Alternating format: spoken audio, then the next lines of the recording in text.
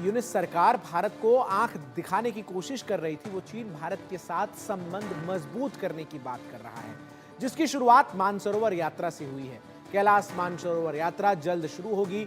Beijing में चीन के विदेश मंत्री वांग यी और भारत के राष्ट्रीय सुरक्षा सलाहकार अजीत डोभाल के बीच बैठक में इस पर सहमति बनी है। इसके अलावा चीन भारत के साथ सीमा पार नदी सहयोग और नाथुला सीमा व्यापार को बढ़ावा देने पर भी सहमत हुआ है। डोभाल 5 साल बाद चीन के दौरे पर गए हैं। इससे पहले 2019 में विदेश मंत्री जयशंकर ने बीजिंग का दौरा किया था। जून 2020 में गलवान में हुई हिंसक झड़प के बाद से दोनों देशों के बीच संबंध खराब हो गए थे।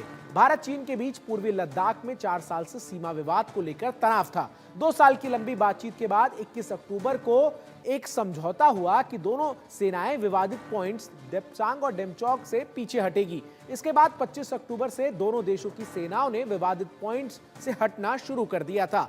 समझौते के मुताबिक दोनों सेनाएं अप्रैल 2020 से पहले की स्थिति पर वापस लौट गई हैं। सेनाएं अब उन्हीं क्षेत्रों में गश्त कर रही हैं जहां अप्रैल 2020 से पहले जो गश्ती हुआ करती थी। इसके अलावा कमांडर लेवल की मीटिंग्स भी अब जारी है। चीन और भारत के रिश्तों में आ रही इस नई गर्मी को पाकिस्तान और बांग्लादेश के लिए एक बड़ा झटका माना जा रहा है।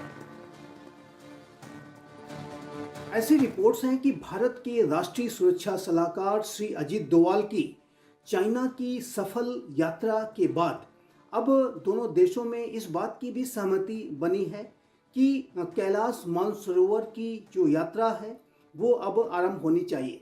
और भारत और चाइना के बीच में स्पेशल रिप्रेजेंटेटिव स्तर की जो वार्ता हुई है और जिसमें कि 6 बिंदुओं पर जो सहमतियां बनी हैं, उनमें कैलाश मानसरोवर की यात्रा को रिज्यूम करने के संबंध में भी एक सहमति है। और अब ये बिल्कुल स्पष्ट है कि आने वाले समय में कैलाश मानसरोवर की जो पवित्र यात्रा है वो आरंभ होगी। और ये जो कैलाश मानसरोवर की यात्रा भारत के जो श्रद्धालु हैं इसका वो इस अवसर का लाभ उठा सकेंगे।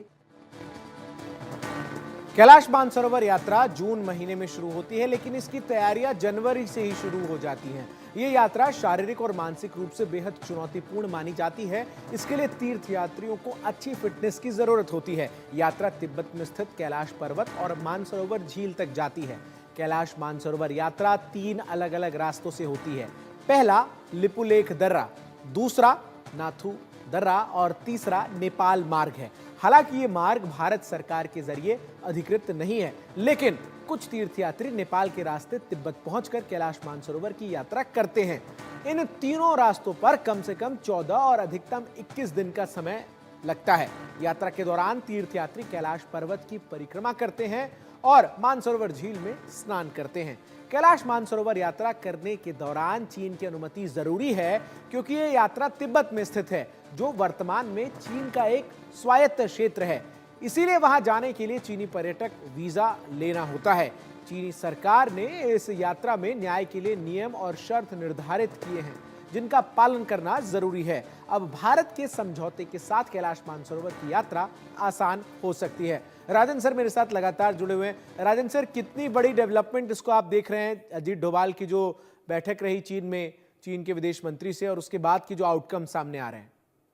देखिए, बहुत बड़ी अचीवमेंट है अजीत डोभाल साहब की और भारत की विदेश नीति की। बहुत बड़ी डेवलपमेंट है जो गलवान में चाइना ने किया था। मैंने थोड़ा वक्त लगा उसमें, पर इससे पहले का आप देखिए जो डोकलाम में हुआ, जो हुआ, हर बार हम कुछ खास नहीं कर पाए। ये पहली बार है जब हमने चाइना को झुकने पे मजबूर किया। मतलब ना सिर्फ वो वहां से वापस गए, 2020 के जो पेट्रोलिंग पॉइंट थे वो बहाल हुए हैं।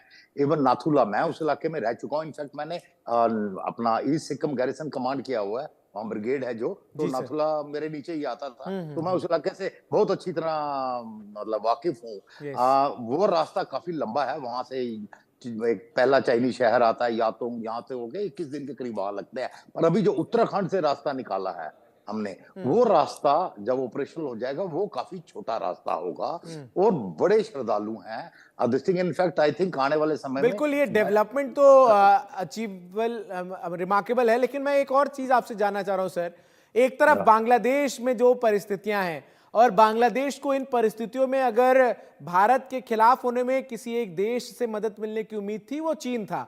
लेकिन अब जिस तरीके से अजीत डोभाल जो है वो 5 साल बाद चीन पहुंचते हैं, उनके विदेश मंत्री से मुलाकात होती है, और जिस तरीके से भारत और चीन के रिश्ते अब सुधरते हुए नजर आ रहे हैं, बांग्लादेश पॉइंट ऑफ व्यू से ये बांग्लादेश के लिए कितना बड़ा झटका है? ये बहुत बड़ा झटका है एक्चुअली। जब से यूनिट सरकार आई थी तब से चीन नाराज है, बिकॉज ये अमेरिकन डीप स्टेट का, आपने भी बताया, अमेरिकन डीप स्टेट का हाथ है। तो नेचुरली चाइना इसमें खास खुश नहीं था, और स्पेशली सेंट मार्टिन आइलैंड वगैरह पे अगर उनका बेस बन जाता अमेरिका का तो इन चाइना के लिए काफी मुश्किल हो सकती थी। देखिए उनका बांग्लादेश का हाल क्या है, अंदर जो उनको प्रॉब्लम चल रही है वो तो चल रही है। उनको मदद कौन कर सकता था? पाकिस्तान तो खुद मदद करने लायक नहीं है। करेक्ट। उनके पास अपने खाने को लिए नहीं है, तो कहां से मदद आ सकती थी? एंड दूसरी तरफ से म्यांमार की तरफ से अरक्कन आर्मी वो पूरे चिटागांग में फैली हुई है। पूरे चिटागांग करके मतलब उनकी सिक्योरिटी फोर्सेस की हिम्मत ही नहीं है। सरे वो बैंक लूट रहे हैं, हथियार लूट रहे हैं इनके, एंड डिफेक्टो वो वहां पे चला रहे हैं। तो कहीं ना कहीं हमारी कूटनीति मतलब बांग्लादेश को थोड़ा सा, शायद एक डेढ़, ज्यादा नहीं लगता मेरे को, 1-2 महीना लगेगा, इनको समझ आएगा। ऑलरेडी टेक्सटाइल इंडस्ट्री इतनी ज्यादा हिट हो चुकी है कि उनके पास फॉरेन एक्सचेंज रिजर्व नहीं रहेगा। जो 15 साल लगे उनको बनाने में उस जिस देश को, और इतनी फास्ट ग्रोइंग इकोनॉमी थी, इन्होंने 6 महीने में पूरी खत्म कर दी है। भाई आफ्टर ऑल आपके पास उतना कॉटन नहीं है जितनी आप गारमेंट इंडस्ट्री, आपके क्या हो, आप 85% एक्सपोर्ट आपका गारमेंट है। गारमेंट यार्न से बनता है। यार्न जितना आप पैदा करते हो। मेरे साथ सर एक और गेस्ट हैं, वो उनको भी मैं इंट्रोड्यूस करा दूं। राणा अली मेरे साथ जुड़ रहे हैं, जो कि वरिष्ठ पत्रकार हैं पाकिस्तान से, इस वक्त सीधा हमारे साथ लाइव। राणा जी स्वागत है आपका। और सवाल यह है कि जिस तरीके से पाकिस्तान को चीन से बहुत ज्यादा उम्मीदें रहती हैं, लेकिन अब जब पाकिस्तान में जो हालात हैं और चीन भी जो इन हालातों को देखता है, लगातार जो चीन के लोग पाकिस्तान में रह रहे हैं उनको जब टारगेट किया जा रहा है, तो क्या ऐसा लग रहा है कि जो मोह भंग है वो हो रहा है पाकिस्तान से चीन का? जी बहुत शुक्रिया आपका। देखें, सबसे पहले तो मैं गुजारिश आपसे ये कर दूं कि पाकिस्तान और चाइना की जो आपने बात की है कि मुझे बेसिकली आपके जो एंड पे आपने वर्ड बोला है उसकी समझ नहीं आई है कि वो काइंडली जरा रिपीट करेंगे आप? मतलब क्या पाकिस्तान और जिस तरीके से चीन दोनों एक दूसरे के साथ बीते कुछ समय से आगे बढ़ते हुए नजर आ रहे थे, लेकिन अब जिस तरीके से बीएलए लगातार चाइनीज नागरिकों को अटैक कर रहा है, ऐसे में क्या अब पाकिस्तान से चीन जो है वो दूर हटता हुआ नजर आ रहा है? नहीं, इसमें मैं आपको बड़ा क्लियर बता दूं कि शायद आपकी नजर से वो खबर गुजरी नहीं है कि सीएम पंजाब मरियम नवाज साहिबा जो हैं वो रिसेंटली 8 डेज का चाइना का दौरा करके आई हैं, और बाकायदा तौर पे वहां पे बहुत बड़े एमओयू पैसे जो है मांगने वो गई थी शायद वो।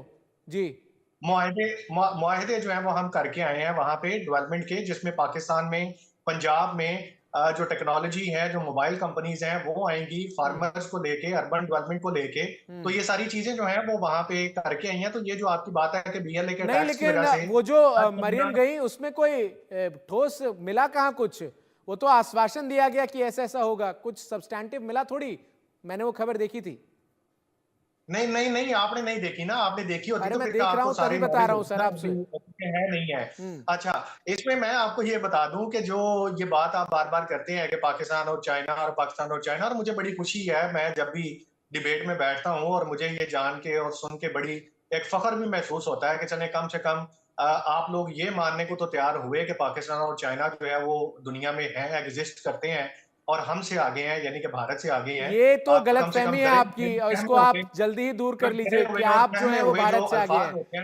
अली साहब, ये गलतफहमी आप समय रहते दूर कर लीजिए तो आप लोगों के लिए फायदेमंद होगा कि आप भारत से आगे हैं। आपके साथ चीन के संबंध किस लिए हैं ये तो पूरी दुनिया जानती है। आपने अपना आधा देश जो है वो चीन को किराए पे दे दिया है, और अब जब चीन के लोग वहां रह रहे हैं, उनको बीएलए के लोग लगातार हमला जब उन पर कर रहे हैं, तो अब चीन आप पे प्रेशर कर रहा है कि भाई बीएलए पर एक्शन लो, और बीएलए के सामने आपके हाथ पांव फूल रहे हैं। क्यों राजन सर? मैं राजन सर को चर्चा में ऐड कर लेता हूं। ये देखिए ऐसा है, वो पता नहीं किस उसमें चक्कर में बैठे हैं। बीएलए को आप अपनी फंडिंग बंद कर दें, रॉ जो है वो अपने फंड जो बीएलए को देते हैं वो देने बंद कर दें। मैं राजन सर से सवाल पूछ रहा था। अली साहब आपको जवाब राजन जी देंगे। जी राजन सर।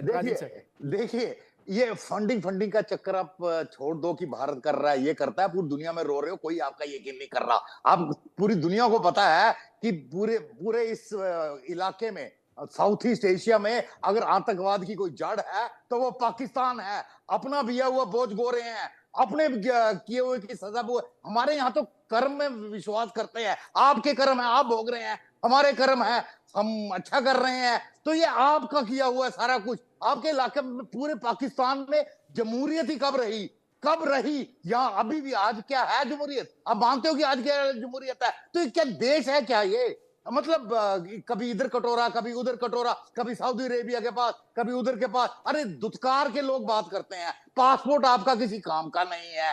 अरे किस चीज में घमंड करते हो कि भी भारत से आगे है?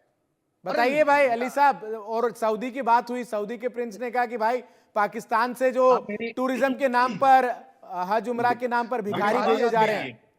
बात सुन लीजिएगा जी, बात सुन लीजिएगा। आप बीच में मुझे टोकिएगा मत। मुझे आप सही बातें कहेंगे, मैं पूरा सुनूंगा। कहिए। नहीं, सही बातें मैं आपकी मर्जी की बातें तो नहीं कर सकता। नहीं, फैक्चुअली करेक्ट होना चाहिए ना आपके लिए। ठीक है, आप बोलिए। आप जो बातें कर रहे हैं वो फैक्चुअली बोलिए। आपकी फैक्चुअली करेक्ट है। बिल्कुल फैक्चुअली करेक्ट बात ही कह रहे हैं। इसमें क्या ये सच्चाई नहीं है अली साहब कि पाकिस्तान के जो हुक्मरान है वो कटोरा लेके कभी सऊदी अरब, कभी चीन, कभी अलग अलग देश जाते हैं? क्या ये फैक्चुअली करेक्ट नहीं है? अभी मरियम नवाज अगर गई चीन, किस लिए गई थी बताइए जरा। मैंने आपको बताया है, आपने शायद सुनना नहीं है। बताइए ना किस लिए गई थी? मर्जी के मुताबिक नहीं, मदद मांगने गई थी ना।